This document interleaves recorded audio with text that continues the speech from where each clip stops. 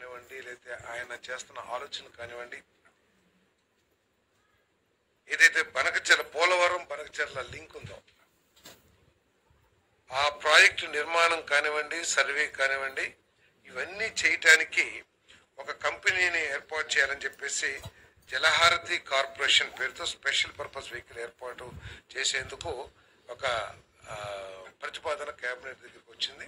IAS అధికారులు, senior IAS అధికారులు కాదు, గ్రామాలకు వెళ్ళి 3 days 2 nights అక్కడే ఆ విలేజ్లోనే స్పెండ్ చేసి ఈ 5 సంవత్సరాల్లో విలేజెస్ని, అదేవిధంగా ఈ పేదరికంలో ఉన్న ప్రజల్ని ఏ విధంగా అభివృద్ధి చేయాలనే దానికి ఒక అజెండా తయారు చేయడానికి కానివ్వండి, లేదా ఒక రూట్ మ్యాప్ తయారు చేయడానికి కానివ్వండి ఉపయోగపడుతున్న ఉద్దేశంతో, అదేవిధంగా గ్రామాల్లో ఉన్న పరిస్థితుల మీద సీనియర్ ఐఏఎస్ అధికారులు కూడా అవగాహన, ప్రస్తుత పరిస్థితుల మీద అవగాహన రావడం ద్వారా మంచి పరిపాలనకి మార్గం ఏర్పడుతున్న లక్ష్యంతో సీనియర్ ఐఏఎస్ అధికారులందరూ కూడా 3 రోజులు 2 రాత్రులు ఆ విలేజ్లోనే గడిపే విధంగా ఒక కార్యక్రమాన్ని రూపొందించబోతా ఉన్నారు.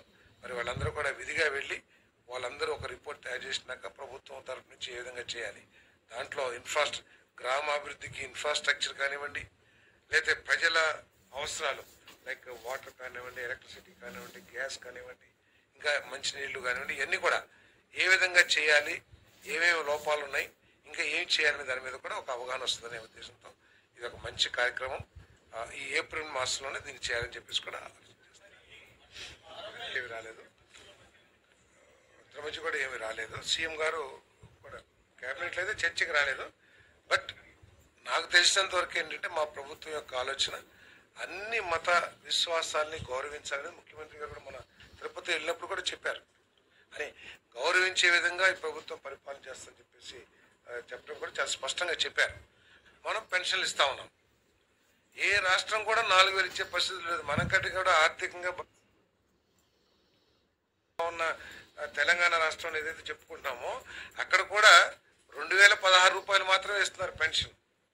అదేవిధంగా కొన్ని రాష్ట్రాలు అయితే 500 రూపాయలే పెన్షన్ ఇస్తున్నారు చాలా రాష్ట్రాల్లో. కానీ ఏ రాష్ట్రం కూడా, భారతదేశంలో ఏ రాష్ట్రం కూడా ఇంత పెద్ద ఎత్తున పెన్షన్స్ ఇచ్చే కార్యక్రమం చేయట్లేదు అనేది వాస్తవం. సో 4,000 రూపాయలు పెన్షన్ ఇస్తున్న ఈ ప్రభుత్వం ఇస్తుంది. దాన్ని ప్రజల్లోకి తీసుకెళ్లాల్సిన బాధ్యత మా అందరి మీద కూడా ఉందని చెప్పేసి నేను భావిస్తాను. దీంతో పాటు అదనంగా దీపం 2 ఏదైతే ఉందో దాదాపు 99 లక్షల మందికి సిలిండర్లు ఇవ్వడం జరిగింది. మళ్ళీ ఈ నెలలోనో లేకపోతే వచ్చే నెలలోనో అదనంగా 2 లక్షల గ్యాస్ కనెక్షన్లు కొత్తగా ఇవ్వండి అని చెప్పేసి ఇదే కంపెనీస్ ద్వారా, ఆయిల్ కంపెనీస్ ద్వారా ఇచ్చారు. అంటే 1 కోటి మందికి పైగా ఉన్న గ్యాస్ కస్టమర్స్కి, మరి గ్యాస్ వినియోగదారులకి మనం 3 సిలిండర్లు ఇచ్చే కార్యక్రమం చేయబోతా ఉన్నాం. సంవత్సరానికి కాదు, పర్ సిలిండర్ దాదాపు 800 నుంచి 900 కోట్ల రూపాయలు సబ్సిడీ ఇస్తా ఉన్నాం. సో ఇన్ని కార్యక్రమాలు చేస్తున్నప్పుడు తప్పకుండా చెప్పుకోవాల్సిన, ప్రజలు తీసుకెళ్లాల్సిన అవసరం ఉంది. కొంతమంది మేమేదో చేసామని చెప్తారు. ఈ ఒక్క పెన్షన్కి మీరు కూడా చూస్తే, లెక్క చూస్తే వాళ్ళు పెన్షన్ 2,000 నుంచి 3,000 5 సంవత్సరాలు చేశారు. అంటే యావరేజ్ 2,500 ఇచ్చారు. ఈరోజు మేము 4,000 ఇస్తున్నాం. సో వాళ్ళు ఇచ్చిన అమ్మఒడి కానివ్వండి, లేదా పెన్షన్ కానివ్వండి, లేదా చేయూత కానివ్వండి, ఇవన్నీ కలిస్తే మేము ఇప్పటికి ఇచ్చిన పథకాలకే సమానం. దీపం కానివ్వండి, లేదా అన్న క్యాంటీన్ కానివ్వండి, లేదా ఎన్టీఆర్ భరోసా కానివ్వండి, ఈ 3టికి వాళ్ళు ఇచ్చిన పథకాలన్నీ కూడా సమానం. అంటే దాదాపు 33,000 కోట్ల రూపాయలు సంవత్సరానికి ఇస్తున్నామంటే 5 సంవత్సరాల్లో 1,60,000 కోట్ల రూపాయలు ఒక్క ఎన్టీఆర్ భరోసానే అయిపోయింది. వాళ్ళని చెప్పారు మేము 2,50,000 కోట్ల ఏదో ఇచ్చామన్నారు. ఏది 5 సంవత్సరాల్లో 2,50,000 కోట్లు కేవలం ఎన్టీఆర్ భరోసా ద్వారా దాదాపు 1,60,000 కోట్లు. ఇది పెరిగే అవకాశం కూడా ఉంది. సో అదేవిధంగా దీపం ద్వారా దాదాపు 12,000 కోట్ల రూపాయల దాకా దీపం ఇవ్వబోతా ఉన్నాం. మరి 1 కోటి మందికి దాదాపు ఇప్పటికే భోజనం, కడుపు నింపే మన ఆకలి తీర్చే కార్యక్రమం చేస్తా ఉన్నాం. రేపు మేలో అంటే జూన్కి వచ్చేటట్లు 9,000 కోట్ల రూపాయలు సుమారు, నాకు తెలిసి సబ్జెక్టు కరెక్షన్ ఫిగర్, తల్లి దేవునికి పోతా ఉన్నాం. 5 సంవత్సరాలు ఎంత అయింది? 45,000 కోట్లు.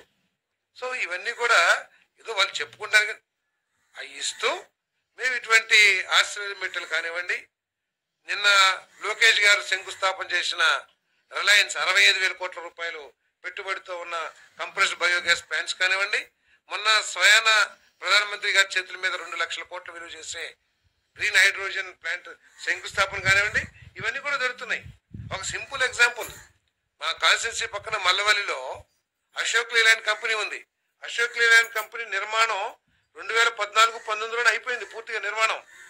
అన్ని మంచిగా ఉంటే 2014-19లోనో 20లోనో ప్రారంభం అయిపోయేది, ఉత్పత్తి ప్రారంభించేది. కేవలం ఆ ప్రభుత్వం చేసిన కొన్ని అవినీతి కార్యక్రమం అంటారో లేకపోతే అహంకార కార్యక్రమం అంటారు, ఏమంటారో తెలీదు.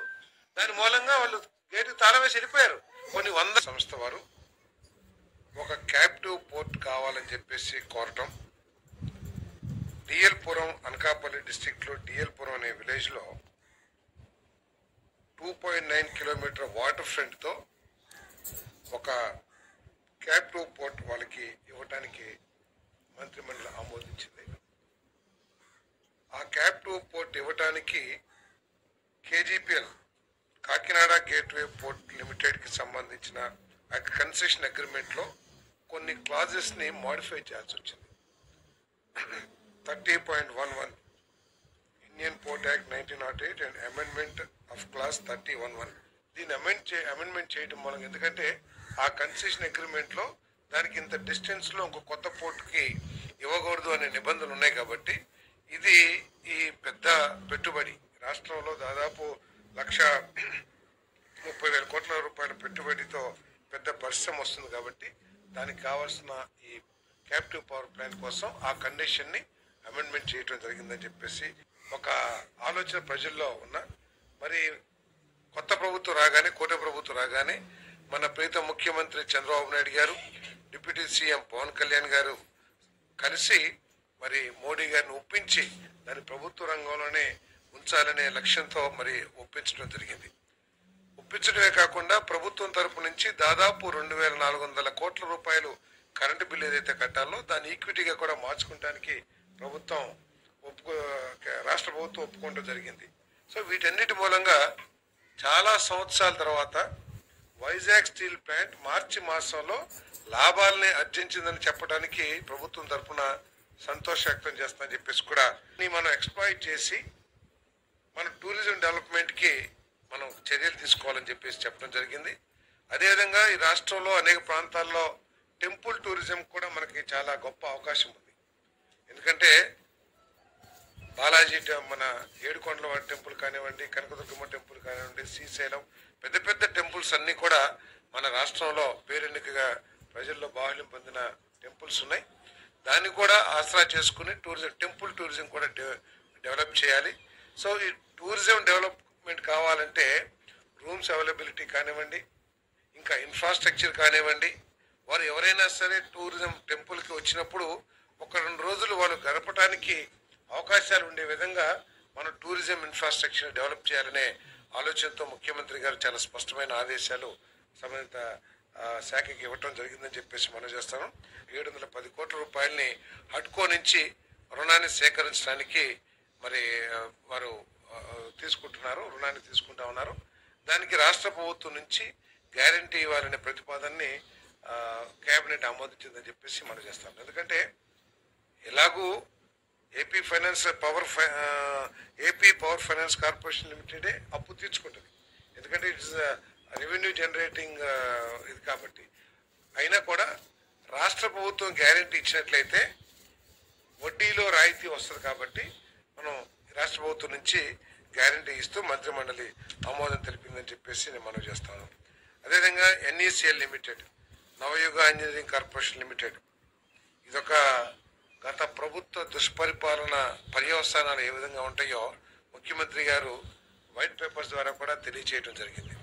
దాంట్లో ఇది ఒకటి అడిషనల్గా కూడా అని చెప్పేసి మనం చేస్తాం. అంటే దీని గురించి కూడా చెప్పారు ముఖ్యమంత్రి గారు. ఈరోజు ఎన్ఈసిఎల్ని అర్ధంతరంగా, ఎందుకంటే ఒక పోలవరం లాంటి ప్రాజెక్ట్ని నిర్మించాలంటే కాంట్రాక్టర్ కానివ్వండి, ఎవరైనా కానివ్వండి, పెద్ద ఎత్తున మొబిలైజేషన్ ఎక్విప్మెంట్స్ కానివ్వండి, లేకపోతే మెన్ అండ్ మెషినరీ వెహికల్స్, చాలా పెద్ద యంత్రాంగాన్ని, మన యంత్ర పరికరాలని మొబిలైజ్ చేయాల్సిన అవసరం ఉంటుంది. అదేవిధంగా దానికి కావాల్సిన అనేక ఎక్విప్మెంట్స్, ఇంపోర్టెడ్ ఎక్విప్మెంట్స్ ఉంటాయి, ఇండియన్ ఎక్విప్మెంట్స్ ఉంటాయి. వాటన్నిటి పర్చేజెస్కి మరి అడ్వాన్స్లు ఇవ్వటం కానివ్వండి, చాలా ఇంజనీరింగ్ చేయటం కానివ్వండి, చాలా కార్యక్రమాలు ఉంటాయి. కానీ ఇవన్నీ కూడా పరిగణలో తీసుకోకుండా గత ప్రభుత్వం అర్థంతరంగా అప్పుడు ఉన్న ఎన్ఈసిఎల్ని క్యాన్సిల్ చేసి నోటీసులు కూడా ఇవ్వకోకుండా క్యాన్సిల్ చేసి వేరే సంస్థకి అప్పగించిన విషయం మా అందరికీ తెలిసిందే. సరే, ఈ మార్పు చేసిన సమయంలో ఏ విధంగా ప్రాజెక్టు దెబ్బతినిపోయింది, దెబ్బతినడం మూలంగా 5 సంవత్సరాలు ఏ విధంగా ప్రాజెక్టు వెనకబడింది, వెనకటం జరిగింది. ఈ ప్రభుత్వం తీసుకున్న నిర్ణయం మూలంగా మాకు ఆర్థికపరమైన నష్టమే కాకుండా మాకు ప్రతిష్ట కూడా దెబ్బతిన్నది అనే కారణాలతో మరి ఆర్బిట్రేషన్కి వెళ్ళడం జరిగింది. ఆర్బిట్రేషన్ వాళ్ళకి అనుకూలంగా అవార్డు ఇవ్వడం జరిగింది. ఆ అవార్డు మీద సాలిసిటర్ జనరల్ అభిప్రాయం కూడా సేకరించడం జరిగింది. అదేవిధంగా మన అడ్వకేట్ జనరల్, సాలిసిటర్ జనరల్ అన్ని న్యాయ నిపుణుల సలహా తీసుకున్న తర్వాత మరి ఆ కంపెనీ నష్టాన్ని దృష్టిలో పెట్టుకుని ఏదైతే ఆర్బిట్రేషన్ అవార్డు ఇచ్చారో, ఒక జ్యుడిషియల్ క్వాసీ జ్యుడిషియల్ కూడా ఆర్బిట్రేషన్ ఇది. సో ఆ అవార్డుని మంత్రి మండలి ఆమోదించి వాళ్ళు పేమెంట్ చేయడానికి నిర్ణయం తీసుకుందని చెప్పేసి కూడా